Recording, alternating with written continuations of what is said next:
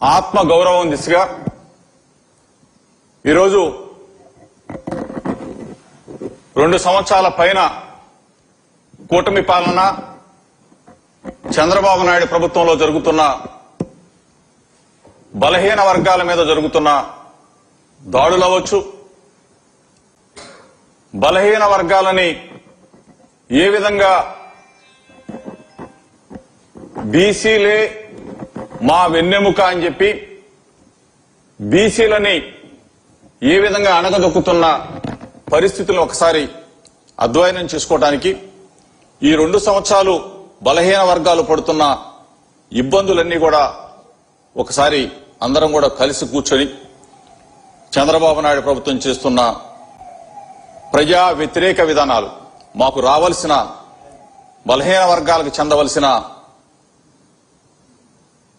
అన్యాయంగా మా మీద చేస్తున్న దాడులు అవ్వచ్చు, మాకు రావాల్సిన ప్రభుత్వ పథకాలు అవ్వచ్చు, మాకేం చెప్పాడు, మేనిఫెస్టోలో ఏం పెట్టాడు, మమ్మల్ని ఏ విధంగా మోసం చేశాడు అన్న దాని మీద ఒక కార్యాచరణ తీసుకోవాలని చెప్పేసి పెద్దలు బోస్ గారు, వేణు గారు, అదేవిధంగా బీసీసీఎల్ అధ్యక్షులు రమేష్ గారు, మాజీ పార్లమెంట్ సభ్యులు భరత్ గారు, ఇట్లా కాకుండా అందరం కూడా మాజీ మంత్రి అందరం కూడా కలిసి కూర్చొని ఒక కార్యాచరణ వచ్చే నెలలో విజయవాడ నగరంలో బీసీ నేతలందరం కూడా, వైఎస్ఆర్ కాంగ్రెస్ పార్టీకి సంబంధించిన బీసీ నేతలందరం కూడా ఒక సమావేశం ఏర్పాటు చేసుకునే దిశగా అడుగులు వేస్తున్నాం.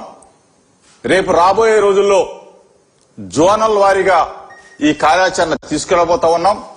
జోనల్ స్థాయి నుంచి నియోజకవర్గాల స్థాయిగా తీసుకువెళ్లి బలహీన వర్గాల అందరం ఒక్కతాటి మీదకి వస్తాం. మరలా జగన్మోహన్ రెడ్డి గారి నాయకత్వంలో మనందరం కూడా బలవంతులుగా మారటం కోసం శక్తి వంచన లేకుండా ప్రణాళిక రూపొందే దిశగా అడుగులు వేస్తున్నామని చెప్పేసి వెయ్యబోతున్నాం. మరలా జగన్మోహన్ రెడ్డి గారిని ముఖ్యమంత్రిని చేయటం కోసం అందరం కూడా కలిసి కట్టుగా ముందుకు వెళుతున్నామని చెప్పేసి మీ అందరికి కూడా తెలియజేస్తూ, అదేవిధంగా ఈరోజు చంద్రబాబు నాయుడిని మీ ద్వారా ఒక్కటే సూటిగా ప్రశ్నిస్తా ఉన్నా. 2014 నుంచి 19 వరకు మీ పరిపాలనలో డిప్యూటీ సీఎంగా బలహీన వర్గాలకు సంబంధించిన కేఈ కృష్ణమూర్తి గారిని మీరు డిప్యూటీ సీఎంగా కొనసాగించారు.